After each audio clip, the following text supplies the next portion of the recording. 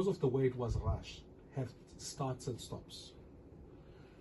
So I'd like to ask South Africans to be patient with this process. We've never been through it. We are the last party to be liberated, the last country to be liberated in the SADC region, so our democracy is relatively young. I want it to succeed, but I know enough to say the differences, the ideological issues are always going to come and create tension. So I think we are going to have stops and starts. I think we're going to have a repeat of this movie over and over again in the next while. I don't see it saying after 5 years from now you'll still have the same configuration, because there's an election.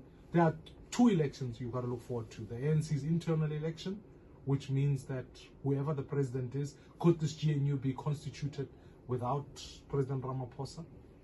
And then there's a local government election after that, which if parties were to lose support, then they wouldn't stay in it.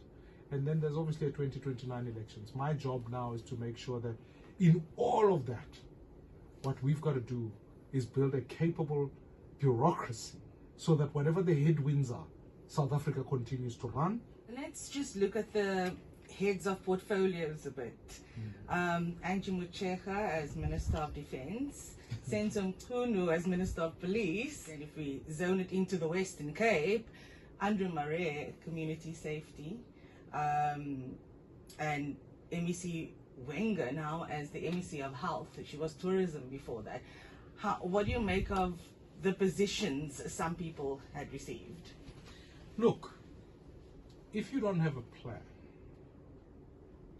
and you don't know the competence to align that plan with the right people in a cabinet this large, you are always going to end up with just patronage. Let's find loyalists and let's give them positions. And I think that sets the tone. You know, when you meet a director general who is from the army and you don't know anything about defense, you can appreciate that you can't give strategic leadership to him. And I would hope in the next administration, the president would be able to stop and say, we can elect a president, because we'll never have an outright majority. We can foreground it with a plan, and then let's pick the best people for that. So that you don't, I worry that actually as things stand at the moment, you've got a lot of mismatch of portfolios, skills, competence. How do you reward somebody who's created an education system where 40% of the children drop out, we still have pet latrines, all of those things, and then you say, okay, as your package, you will move to another portfolio. It seems as though we use defense as this portfolio where you'll remember historically, even the previous speaker was just shifted to defense. When allegations came, you just go to defense. Lindiwe Sisulu, just go to defense. It just is like the portfolio where it's your waiting room before retirement. And then finally, where to from here for BOSA? You secured 2 seats in the National Assembly now. We feel that we are young, we are new. Let us play that constructive opposition. Let us go out now and fight a local government election. And the vision that we hold, we must keep pure, because South Africans who said to us, go do a particular job, I think will increase.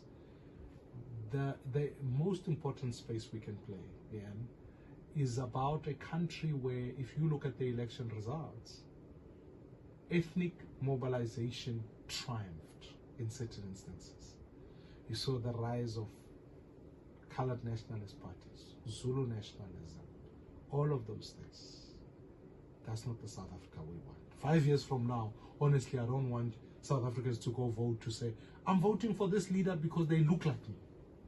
How is that?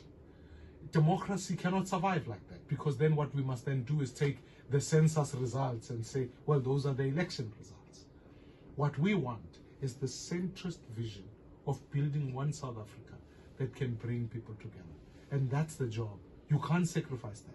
That's why we have to fight for it. I don't want people to vote for Build One South Africa because we are black, white, Indian or colored. They must vote for it because of the ideals we stand and say, we are the new South African party.